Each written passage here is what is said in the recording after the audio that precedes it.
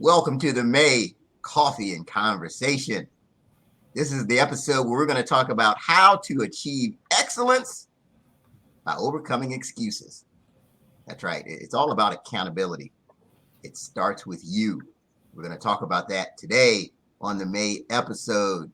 I'm your host, Eric Twiggs. I'm the president and CEO of the What Now movement.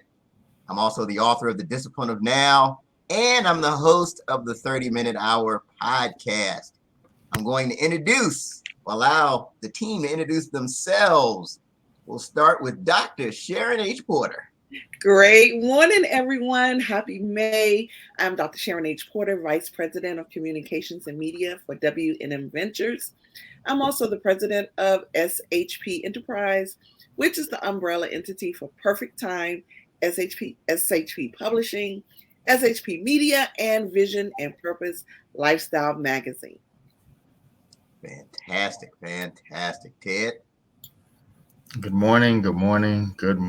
I am Ted Fells, Vice President, Strategy for the W&M Ventures, and also President and CEO of Nucor Vision.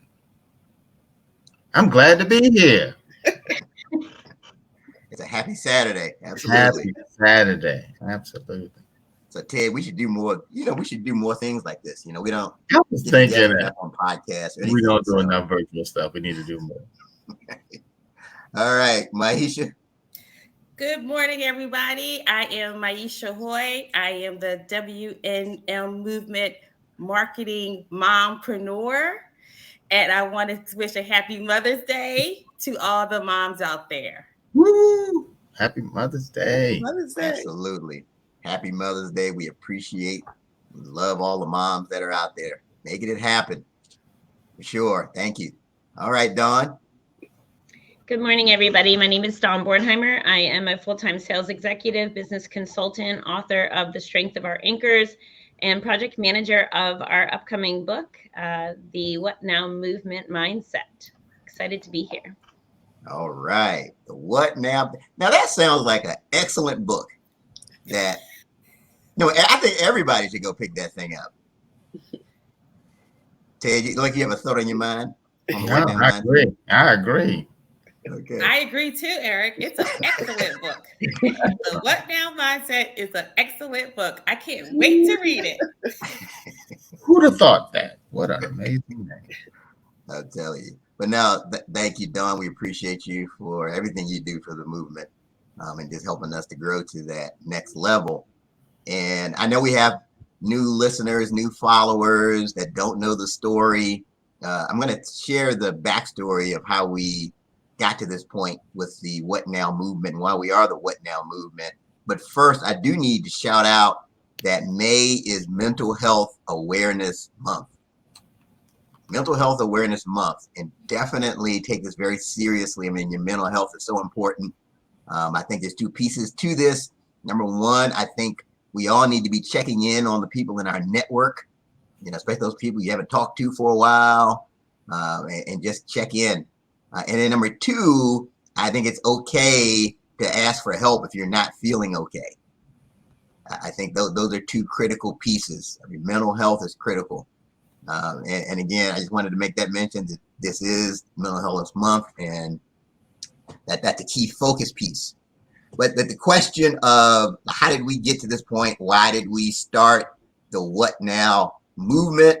So it started where myself, Ted Fells, and Dr. Sharon H. Porter, we wanted to work together. We wanted to join forces, and we were thinking that we would do these summits in hotel venues. We would invite speakers, and it would be excellent. We would pack the room. And so that was our plan. And then this event called the pandemic happened, and everything just got shut down. And so then we said, we still want to work together, right? Even though we can't meet in person, we still want to work together.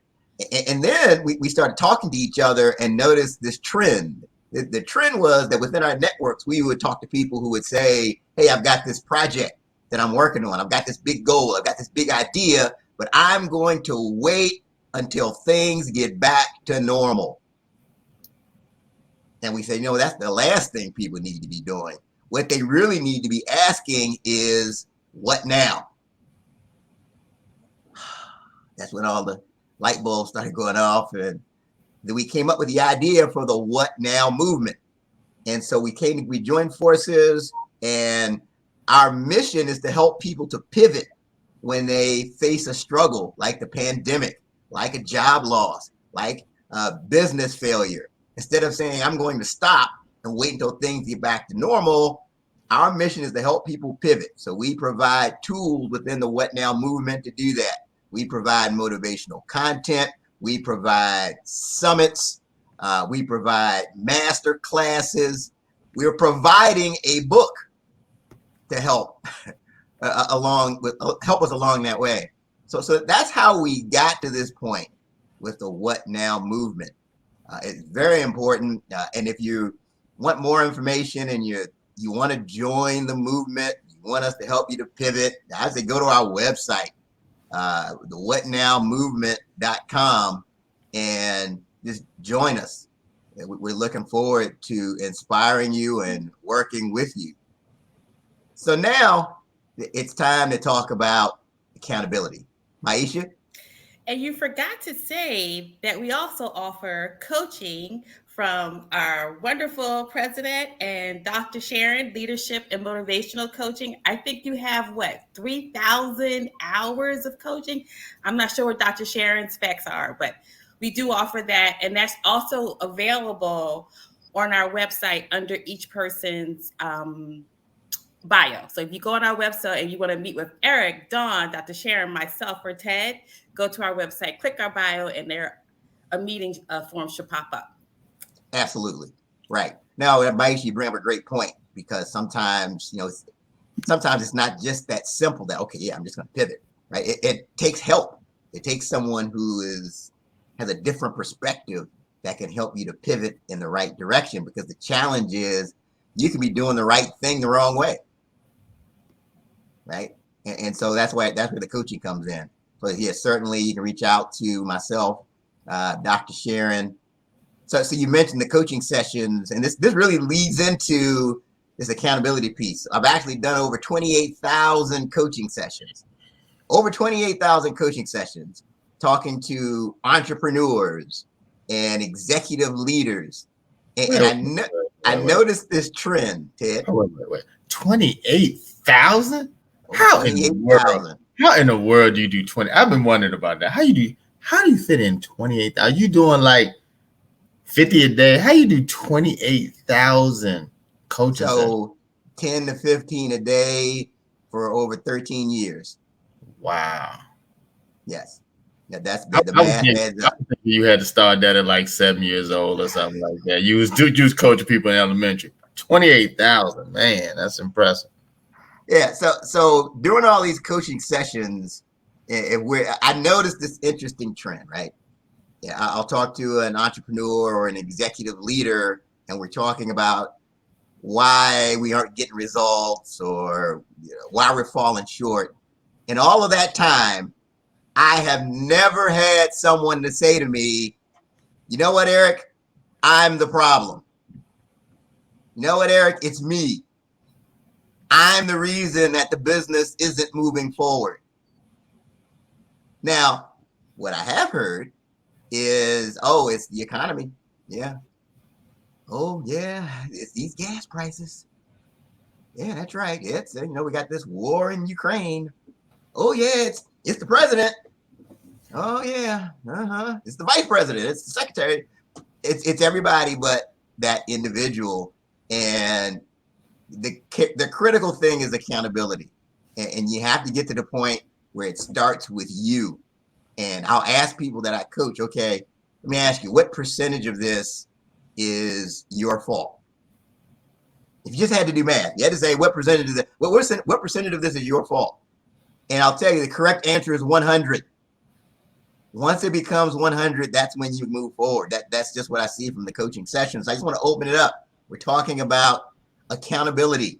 Who wants to tackle it first? I'm just going to throw it out there. Who wants to start?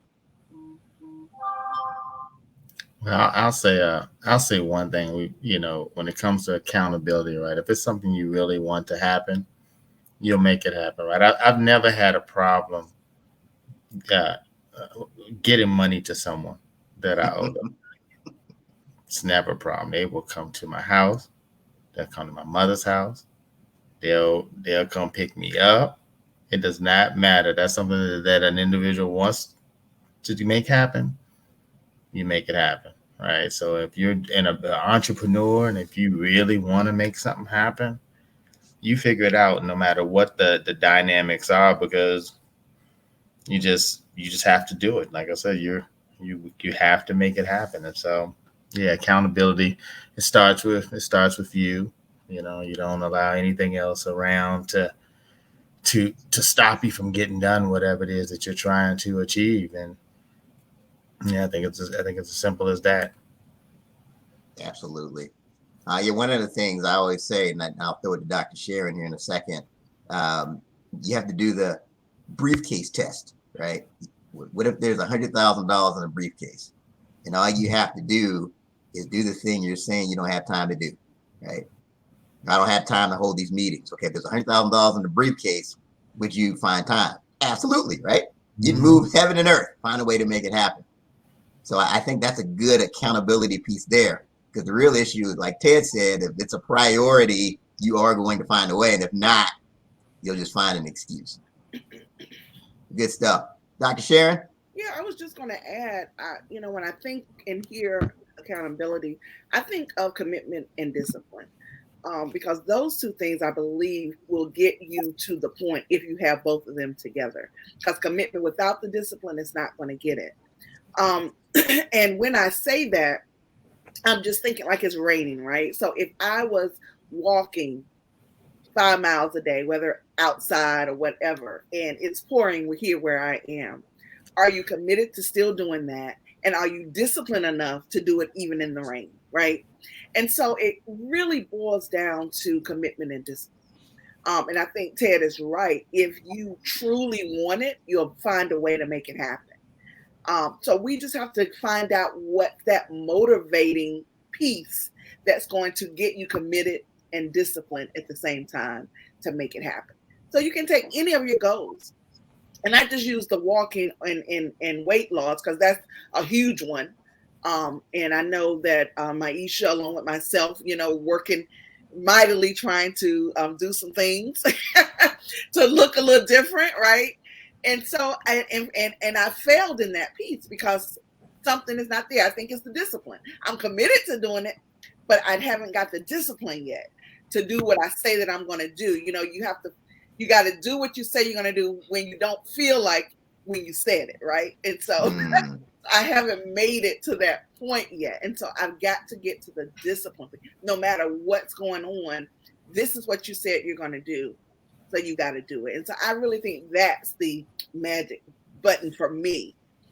It's just getting commitment and discipline on the same page. Great points. Maisha? I was going to say, I like the, soft accountability. And soft accountability to me is like, I know I'm going to meet with you, the Coffee and Conversation team, every month.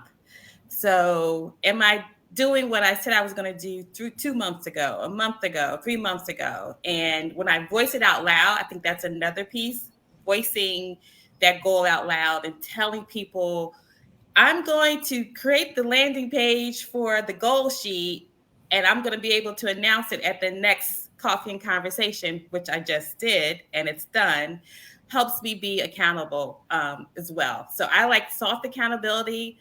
But I also, because I am an entrepreneur, and if I don't accomplish what I say I'm going to accomplish, I don't get paid. That's another big accountability for me. So I kind of have both the hard stuff where I got to get stuff done because my livelihood is dependent upon it. But I do like the What Now movement group.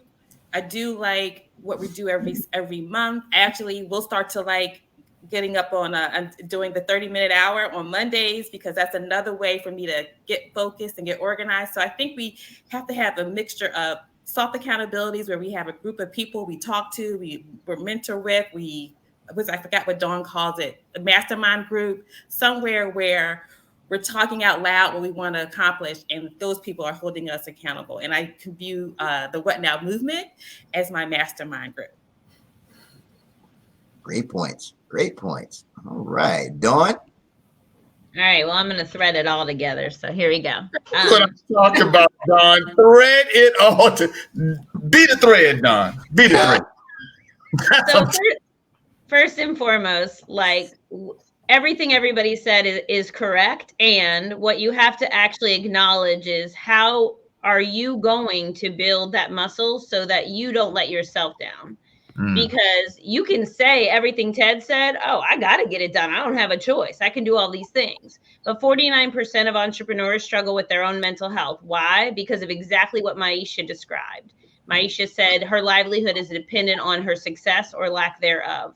And therefore, in order for her to push herself and motivate herself, she needs to surround herself with people that hold her accountable. Whoever those people are that you're going to commit to, you're more likely to follow through if you commit to other people than if you commit to yourself. You will let yourself down at 6 a.m. when you have to get up to go work out as soon as that first rain starts falling. Right. So Dr. Sharon called it. She said, I didn't go out in the rain. I just got my hair done. I'm not going out in the rain.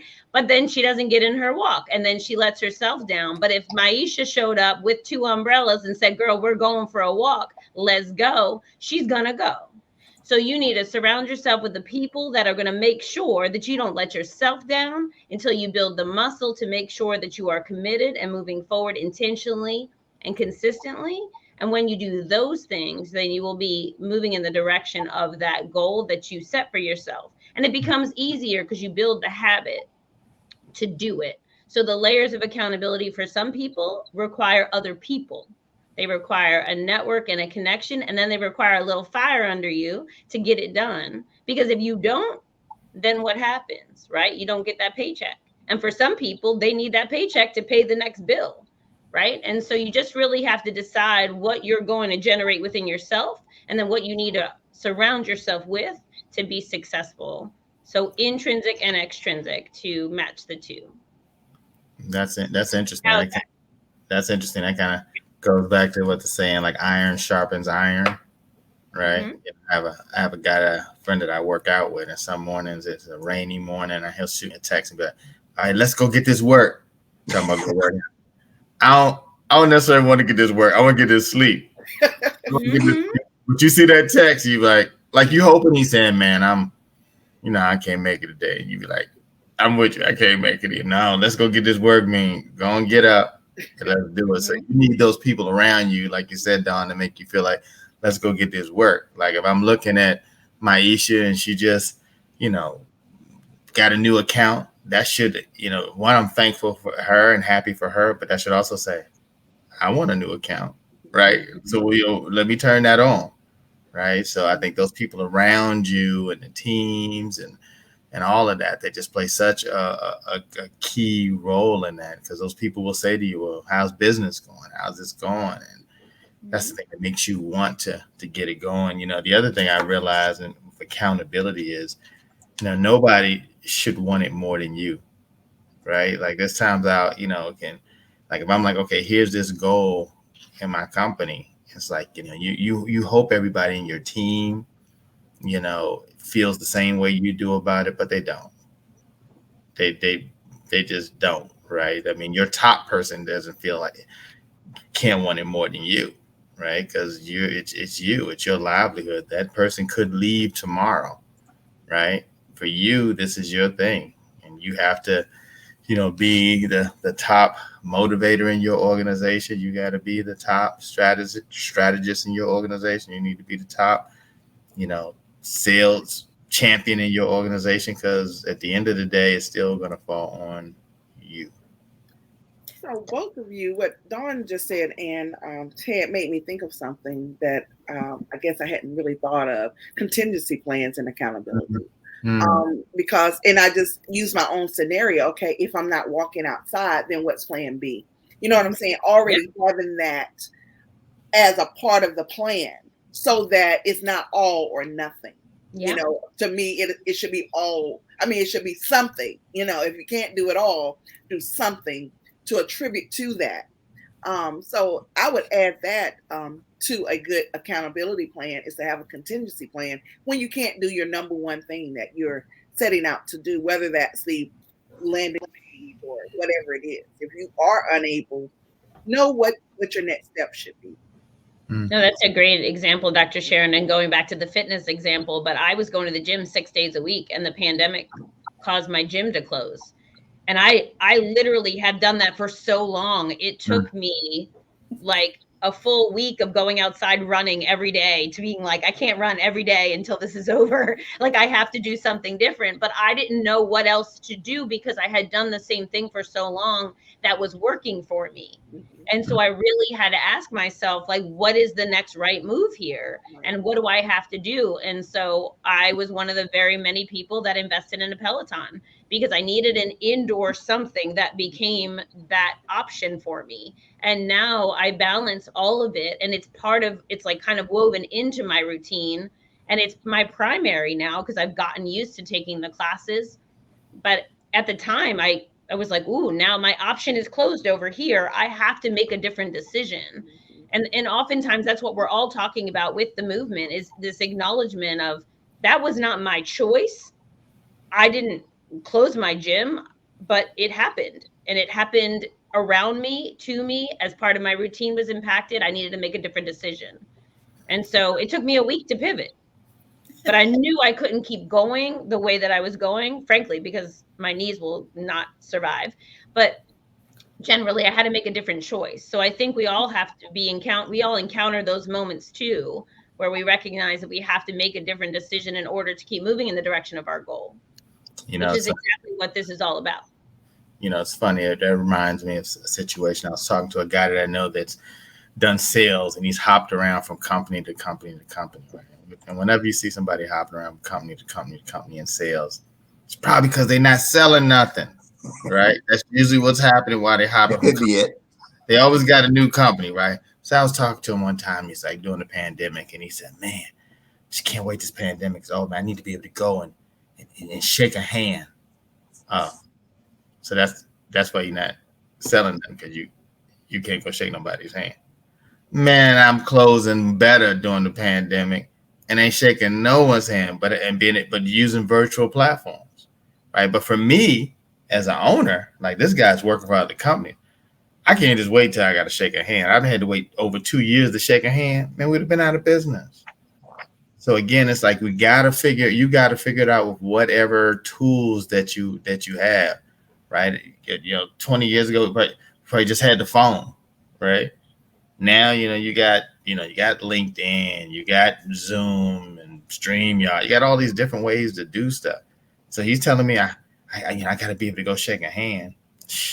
You wait, right? Because you don't work for me, right? So you just wait because you're a competitor to something. I hope everyone else is waiting to shake a hand. I'm virtually shaking hands, right? I'm shaking hands virtually, So it's funny. Even one of my customers is in Philadelphia. So I actually went to Philadelphia for something else, right? And I was thinking, man, it'd be good to meet him. Did I know you, Chef?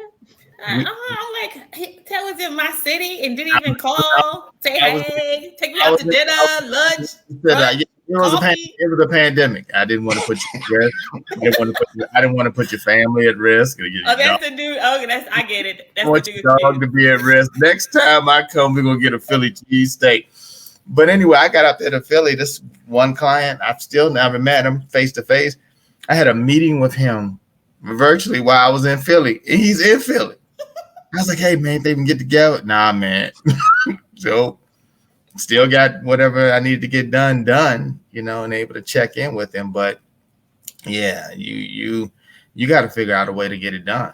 You just have to. And whatever those cards are that you are dealing with, you have to figure that out, and especially, again, if it means something to you. One of the things I started, this is so fun. When I started Maisha's Lemonade Stand. Now, Maisha's Lemonade Stand was started before I knew what I really want to do as an entrepreneur. Started without a website. It was just when social media was at its start. So I started Maisha's Lemonade Stand, and every idea I had, I posted, right? Because that's what you did. But one of the things that I still use today is Follow Up Friday. And I just started posting on the What Now movement. And I said, pick a day, any day that you want to do this, but pick a day during the week where all that stuff on your to-do list just gets done. Like when I really think about have I left money on the table because I did not call the person that I said I was going to call, send an email that I was going to send. So that Follow-Up Friday really helps me focus on all those things that I said, oh gosh, I'll give you a call in a week, and I didn't do it, right? So I'm holding myself accountable. So I do recommend to everyone, whether it's global, right? You don't need to have it in a business, but take a moment, take a day, maybe every week, once a month, that you are going to do those things on your to-do list that just fell down, but are still important to getting you to your goals. That's great. And there's a couple of pieces there, right? I saw this thing it's a study that was done by the American Marketing Association. They concluded that 68% of all businesses lost because of a failure to follow up. There you go. Right. So that's piece number one. And then number two, as we're talking about accountability, I think Maisha's idea is great about the Follow-Up Friday, right? You're held accountable to that day. And I just love how Maisha uses that alliteration with these themed days. I'm telling you, it's Follow up. I think she's on to something. I'm telling you. Yeah, I'll post it on Fridays just as a reminder in our group, because it really does help center me. And I actually don't plan a lot of meetings on Fridays because I'm doing those kinds of things. And sometimes a phone call could take 10 minutes, and sometimes it could take a longer time. So I give myself a kind of a casual Friday too, because it's like, I just want to make sure that I'm present in the moment when I'm dealing with these people that I said I was going to call, email, answering questions. So I'll post that in the group starting. I'll be accountable for that. Maisha, I have a question about that, Maisha. How do you track your to-do list so that you can hold yourself accountable for sweeping back through?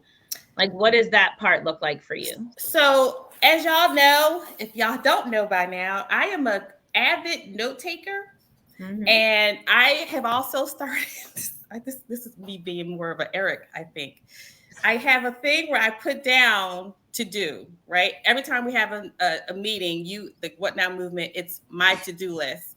And then because I have that day, I just go back through the last couple of days or last week, and I just start checking it off. I mean, I can be a little bit anal, but that's my way of getting things done. When it's for our team and for for the What Now movement, I do use Asana, do use other tools, but for me, the notebook still always is my number one. Right? Girl, got it. Same. And I put a lot of things in a CRM during the day to track that. But I think my entrepreneurial side, because I kind of play on both sides of the fence a little bit, I need to get better with organizing the other side. I think I do really well in my sales executive role, where I have Salesforce, I have CRM, I have a team, I have OneNote, I have my notebook, I have the highlighter at the end of the week to go through and make sure I didn't drop anything. Flagging an email is a joke right now. I can't flag any more emails. It doesn't mean anything. Right. Everything's a flag. So I feel like I need a new system to just account for the volume right now. Dr. Sharon, I know you got a system. Talk to me about your system. I was going to say, because I love the whole Google Suite, with the calendar, they have a task option on Google Calendar. I use the tasks a lot, and also the labels, because flagging the email was like totally not working for me either. But I actually create a label for subjects. And so it's color coded. I mean, I love color. But I create a label, like WNM has a separate label for my email. So anytime I get an email from one of you guys, it says WNM and it's red. And so I do that if, I'm working with, even though I have several emails, I have one main one that I work with that, a lot of people email. And so I have to do that because it's so much. It's so much. So I can filter by a label. And so that really has helped me. I'm very big with sorting out and filtering. And so that's one of the tasks on Google, on Gmail. as well as the labels for the different emails has helped me tremendously get organized to help me follow through, because that was one of the things, Maisha, that I was not good at. Only because, I mean, I work full time, first of all, and I think that's a whole nother conversation that we need to have, because I think things are different when you're a full-time entrepreneur than when you have a full-time job and you're trying to do that entrepreneur thing. Preach.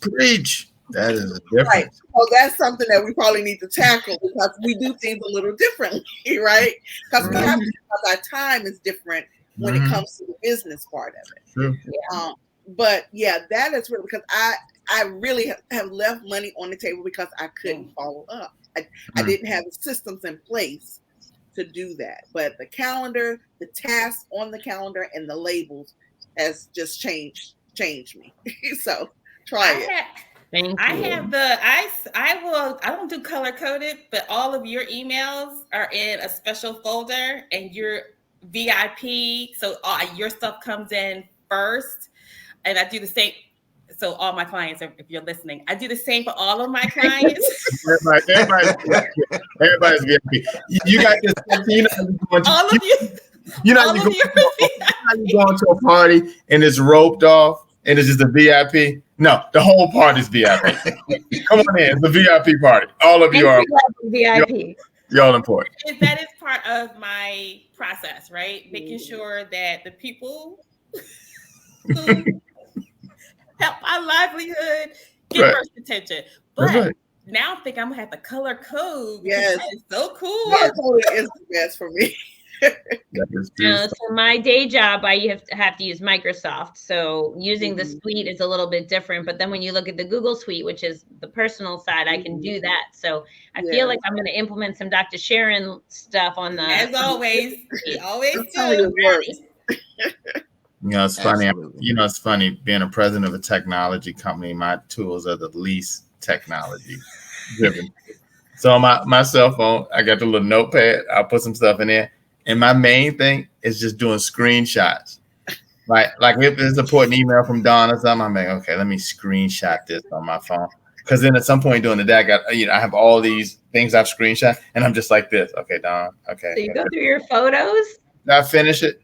Okay, now I can delete that screenshot that has this. Okay, Maisha, I need to get to this. If I don't do this, she's gonna talk about me. So. Because Maisha will put you out there. You know what, Maisha will put you out there. Love her to death, but she will put you out there if you don't do so. So I do a screenshot and then I can delete it. So that's a simple thing for me. I think the thing that comes, whatever works for you. Right. Whatever works for you to get. Because at the end of the day, it's all about getting it done, whatever it is you're trying to get done. So if it's you need to write it up on the wall at your house, don't write it on the wall at somebody else's house. But if you write it on the wall at your house and that's what works, then do it. Right. And I don't shout you out. I hold you accountable. She shout me out. With the deadline. She don't pull me to the side. Capital letters. She don't pull me to the side. Let's all give Ted congratulations because he's finally doing Slack. I think this week. Right. See, help. I said, if she say one more time, but that they're gonna Slack, I swear I'm gonna go up. Let me get in here and download this to my phone because you will not say that again. Matter of fact, let me tell you what really happened. I'll be honest with you, really happened. Eric and I go to the same church. I'm on my way getting ready to go in church. Eric sent me a text about Slack. I said, they did not just send me a text and call me out before I go into worship. I said, all right. So I went on in, did it. And then when I saw him that morning, oh, hey, Ted, how you doing? I don't want to talk to you right there. I want to talk to you right there because you called me out on Slack right before going into church. But that's what you need. You need accountability partners to tell you stuff. And at first you'd be like, but then you'd be like, you're right. Let me just go ahead and do this, right? Let me just do this and get it out the way. It's all about accountability. And the big thing is tools. We've been talking about, we started talking about specific tools to hold yourself accountable. Don't just think that, okay, yeah, I'm just going to take ownership of this thing and make it happen. You need tools. We're going to talk about some other things to help you to stay accountable because that's the theme of the show. But right now, we're going to take a coffee break. I'm going to We're going to grab our cups, sip a little coffee. Wow, that's great coffee. And What kind of commercial is that? That's a great coffee, let me tell you. It's great coffee. That's an excellent coffee. I mean, when you're taking a coffee break, you should be drinking great coffee. And Maisha is going to tell us about our sponsor, who just happens to have the great coffee we're drinking. All right. Our great coffee is our coffee break is sponsored by Ancient Baby Brand. You can go to ancientbabybrand.com. It is an education, self-care, and lifestyle product company. All the proceeds from Ancient Baby Brand go to help kids, students with science, technology, engineering, and math scholarships. So please go to Ancient Baby Brand and make a purchase of the coffee that we're drinking, but they also have way many more products on there. The second thing is our sponsor is Cedric Scott, and he started I'm not gonna get this wrong, eduhustle.org. And it's really for educators who want to maximize their time, talents, and earning potential. He started this company during the pandemic.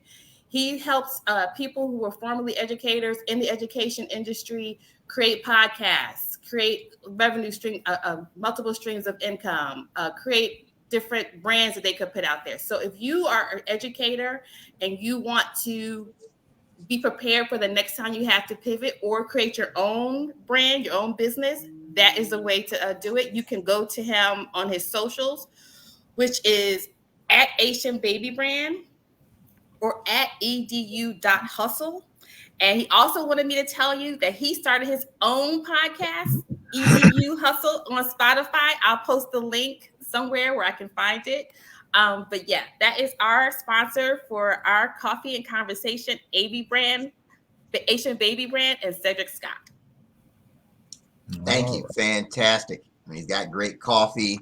Yes. If you're interested in becoming a sponsor of Coffee and Conversation, you need to email us at thewhatnowmovement@gmail.com, and you can be a sponsor as well.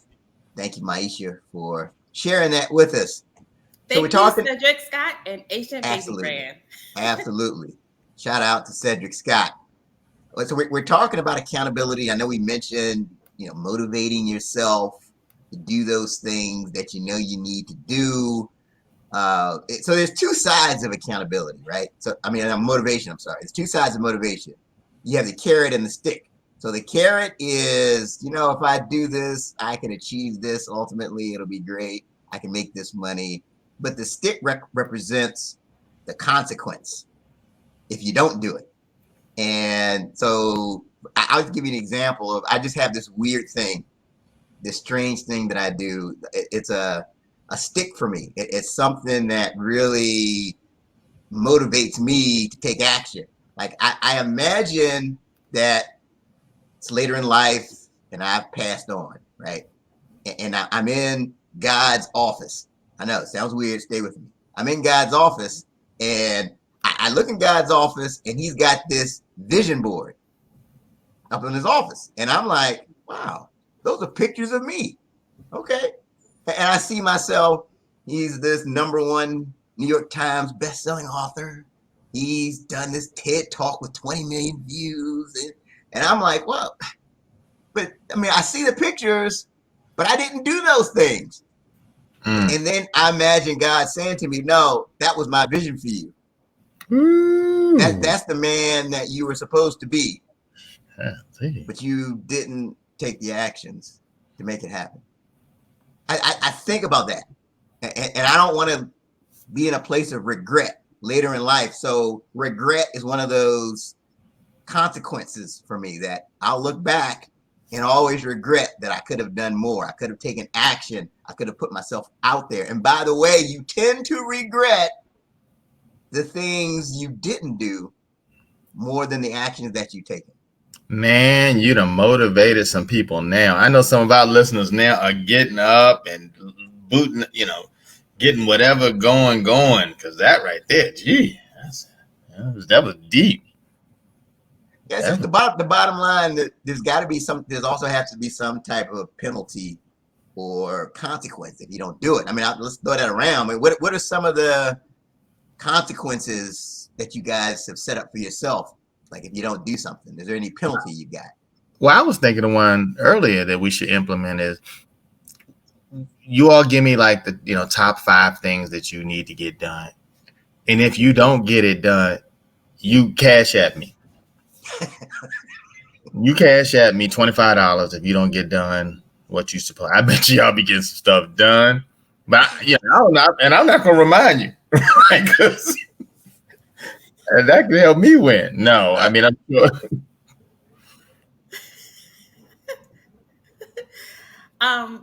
Yeah, you can cash at me too, if you like. I can and tell you what owe me what $100. I owe you a lot of money. But see, yeah. So maybe not as good idea. You see how this? I said me. Right. Well, so I think that. So I'm a very optimistic person and a very positive person. So it's hard for me to think of penalties, but I have been doing a little deep dive into, the things I didn't do. Like I really want to get my master's degree. And now that I am probably transitioning back into full-time work, it's becoming a big thing in my life. So I'm going to start that process. So I kind of look at it as opportunities for improvement as opposed to penalties for not doing, what I wanted to accomplish. And I think goes back to, did I really want to do it? Did I, if I really want to do it, then maybe I would have found a way. I found a way to get most of the things that I wanted to get done and complete in life. But I'm not really a penalty person. That doesn't motivate me to do that. But I did want to ask Ted a question because it's kind of a segue. How do you hold, your employees accountable? Like, what are the great things you do to motivate them? How do you, I don't want to say punish them when they don't do what they're supposed to do? Because I try to be positive. But yeah, I think, you could give That's a lesson an HR nightmare. You shouldn't say that out loud. Right. Sorry. But the real question is, how do you hold your employees accountable? Like, what do you do to motivate them and what happens? I mean, the biggest thing, and Eric has been around, is I just have a weekly win meeting, right? And so, during that meeting, I'm going to go around, and Eric will tell you, and ask each person, like, what did you do? And you're gonna say what you did and you accomplished over the past week or so in front of the team, and I just kind of listen. But it's usually pretty obvious if I know you're not really getting anything done, we're going to get through you pretty quickly. And we just do that weekly to put it out there because, sometimes, people do status reports and things like that. But I just think it's better to just kind of talk because sometimes you'll get motivated by the fact that Eric's doing something really great. Right. But I'll be honest, some folks, it doesn't matter what other people are doing. They're just not going to get off. I mean, commissions, like you might give them different type of commissions that they could get based on performance, and some of those things you would think would have people, just running through the wall to get stuff done. Now, I think a lot of times it ends up coming down to the individual. I had a person one time years ago said, well, you ought to give us stuff like TVs and stuff like, really? So if I give you a flat screen, that's going to make you're going to do your job. You got flat screens on, that's going to make you do your job.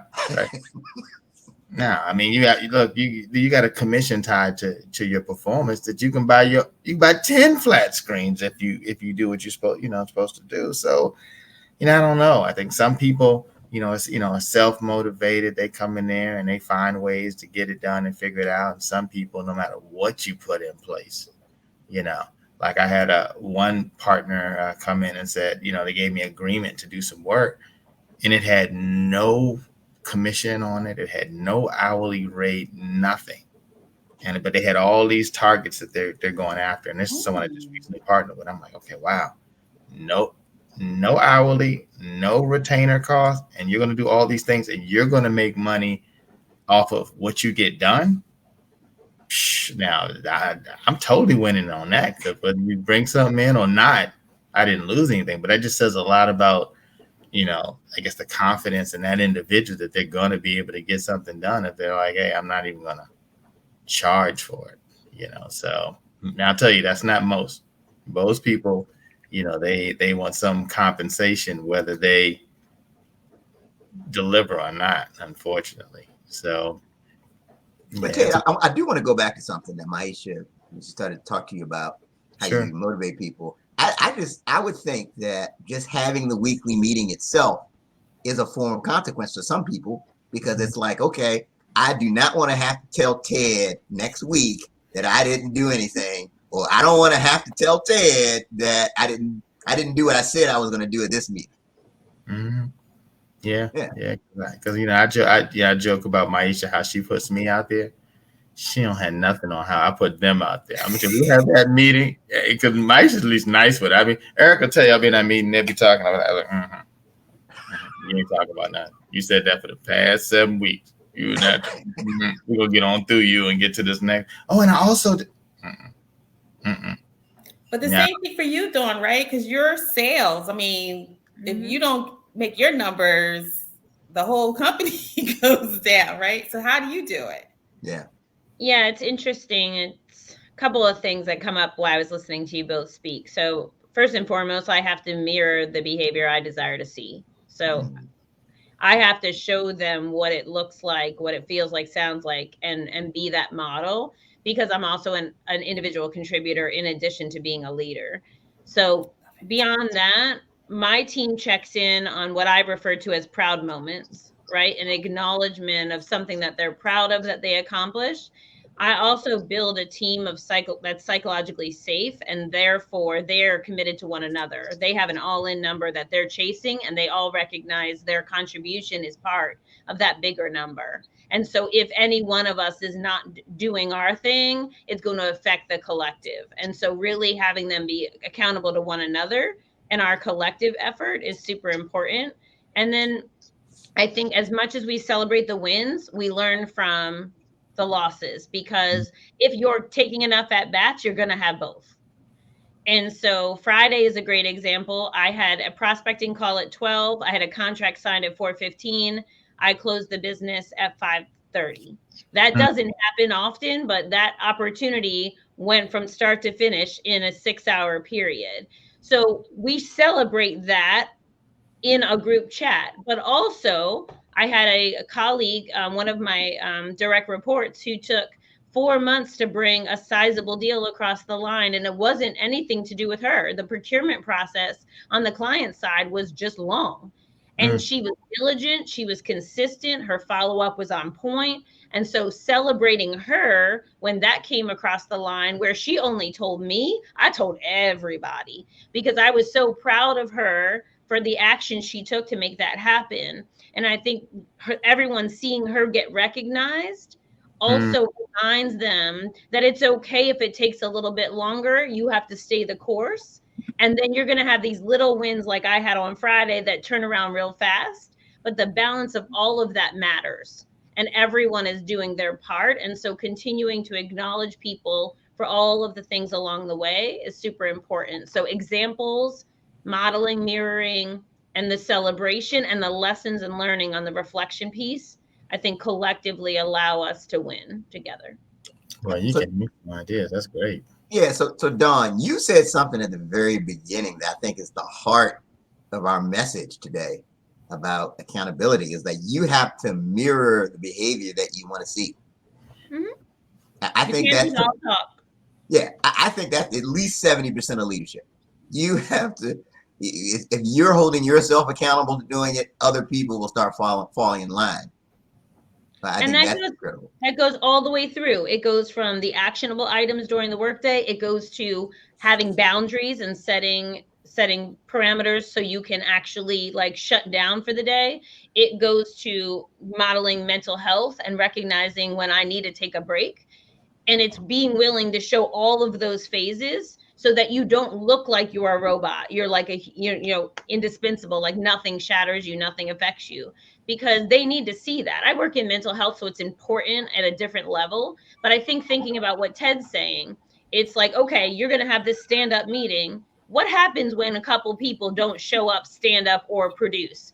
What does that conversation sound like? And what does the follow through look like? Because otherwise, the people that aren't doing the right thing or contributing at some point have learned it doesn't matter. I can just sit back and let all the other hustlers finish up and I'm still going to get paid.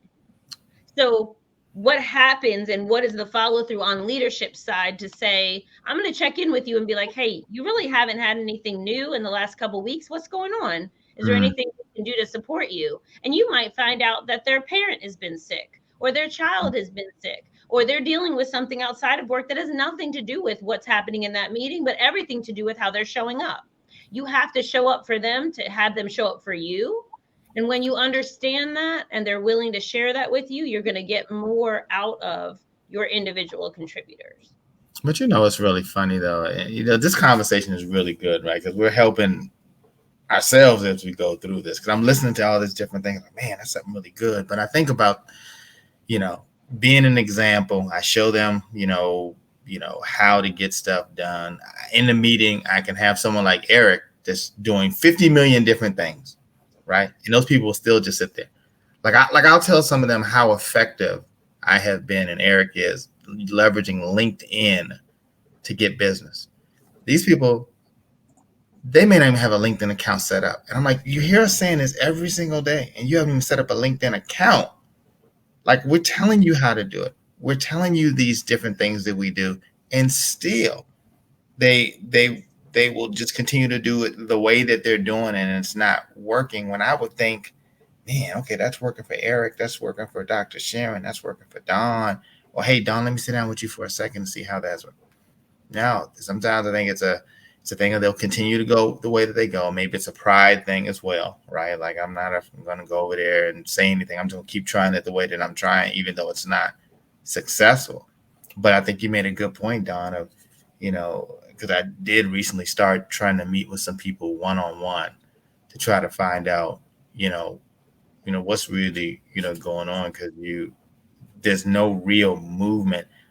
I know it. You got to know there's no real movement that's happening, week after week after week. But I guess, like you said, if they continue to get paid, where's my invoice? Right. Where's my invoice? That invoice stopped. Then they realize that what they're doing is not work. Man, Ted, you pay my invoice. Well, So it's the checks and balances, right? I'm sure Dr. Sharon, in the education space, there's checks and balances, right? I remember when I was in the classroom, I would have an observation every couple of times a year. I get that feedback. I'm expected to implement that feedback. There are checks and balances in the corporate space where you get a performance improvement plan. If you're not hitting your metrics, you're not hitting your numbers. Somebody comes in and says, hey, these are the things I need you to do in order to improve. In Maisha's world, as a full-time entrepreneur, she has her own checks and balances. She needs to look at that and be willing to make adjustments in order to be better, be more productive, or bring in more revenue for herself and her livelihood. So everybody has to find their own checks and balances, but I think it's important to kind of just see that process play out and how it affects your individual contributors, as well as yourself.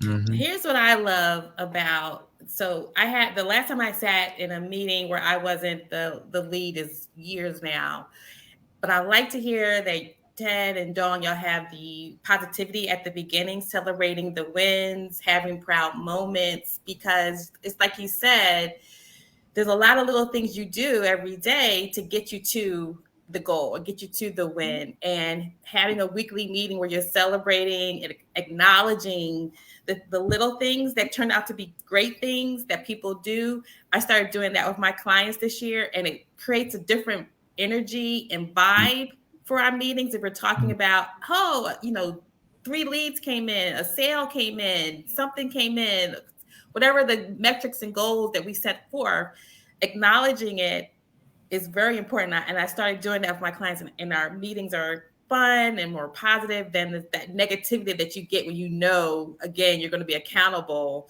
and maybe your week wasn't as great as you planned, but having that time to say, great job, good job, woo, you did it, is absolutely wonderful. I love it. I love it all. Mm-hmm. Fantastic. Wow. Dr. Sharon, anything you wanted to add to the accountability piece? No, I think we really summed it up. A lot of good nuggets to take and apply personally. So hopefully our viewers are taking those notes as well. Absolutely. And again, we talked about coaching at the beginning. Every high achiever, super high achiever, people that are really just killing the game, they've got coaches. I have one. Yeah, absolutely. I mean, coaching, I think, is a critical element because we all have blind spots, and they can bring that accountability. Because I know I get to this thing. If I have my coach, and I'm like coming to the calls each week, not doing what I said I'm going to do, I'm going to feel some kind of way. So that gives me that consequence that we spoke about. So, Coach, don't forget about accountability partners as well. Just somebody that maybe you're not paying them, but you guys are at the same level and you're trying to accomplish a similar thing, and you can check in with each other, right? Keep each other accountable. Are we doing what we said we're going to do? Very important for achieving goals. So this has been a great episode. How to achieve excellence by overcoming excuses. If you do all the things we've talked about, you won't have any excuses. And we'd like to know about the things that you do. So definitely, Sure. Put them in the chat. Let us know. Let's share. That's the biggest thing about this is we're helping each other as we go. Absolutely. Yeah. So to put your ideas for accountability, best practices, things that you're doing. Something I was sharing before we started this show. I know people who do. There's a site. It's called stickk.com. I think it's even an app now. And it's the goal of it is accountability. So you go in and you put your big goal in there. Hey, I'm going to finish writing my book. And people are checking on you and saying, hey, did you write the book yet? Hey. So it's just a level of accountability. And then they even have, like, you can put your money where your mouth is. If I don't do this, I have to pay X and X amount. I have to donate to the Ted Fells Fund. If I don't. There you go. I'll work with you. The accountability is an issue. I'll connect you to the donate to the Ted Fells Fund. Oh, you'll get it going. You'll get it. And then there are people who, and this app and other apps allow you to do this as well, but you could actually donate to the opposing political party just as an additional motivator. So if you're a Democrat, you donate to the Republicans if you don't get it done. Republican, you donate to the Democrats. That may do it for me. So donate. So giving the money to Ted, that won't. Make me donate to one of the Republicans, and I'll probably a millionaire by in a month. I'm telling you, if you donate to me, and what I'm gonna do is do a video and show you what I did with your money. Right? I'll have dinner. I'm be like, Maisha, this good meal was as a result of Maisha not getting something done. Eventually. No, but when you start putting Send money that on the website line, to me, Eric. Send that website. I may actually consider it. I'll send that to you. But when you start putting money on the line, it becomes a game changer.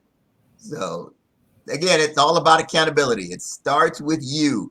First step, take ownership. It's got to be 100% your fault.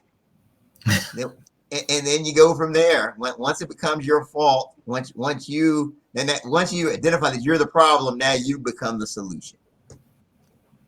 And if you need a way to go from you being the problem to finding the solution, please contact our coaches on our website. Absolutely. What was it, Eric? 28,000? 28,000 coaching sessions. Wow. I know, right? Wow. And it's growing. not shocking, but it's amazing. And that's actually a conservative number. It's I go back and do the latest math, it's more than that, but it's really like 28,010. Yeah, there you go. Right. It's over 28,000. 28,001. There you go. But no, so definitely make sure to connect with the What Now movement. Go to the whatnowmovement.com. We've got a great newsletter with blog content to inspire you, ways you can connect with the movement. If you want to understand what a coaching session would look and feel like and how that would help you to get to the next level, you can go through the site there as well. Look at myself, Dr. Sharon. But we're here to help you to get to that next level and help you to pivot instead of just stop as you face a challenge. All right. Anything I left out before we close? Man, this has been a great show. I'm so excited. I'm ready to go. I just want to show Maisha some emotion, Dr. Sharon and Don, that I get show a little emotion from time to time. It's an amazing show. It's an amazing show. We won today. We won today. And I learned a new habit. I learned to do this now. I wasn't doing that before today's show. That's Eric, I don't know if I want you to do that a whole lot. Yeah. But those of you that are listening have no idea what I'm talking about. But you can also listen on the 30-Minute Hour podcast, right? Because these Coffee and Conversations get downloaded as an episode on the 30-Minute Hour podcast. So I know a lot of people like to listen to this content as opposed to watch. So we've got all our bases covered. You can watch us.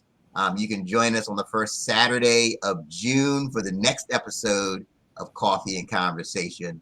We look forward to seeing you then. And until next time, have a great one.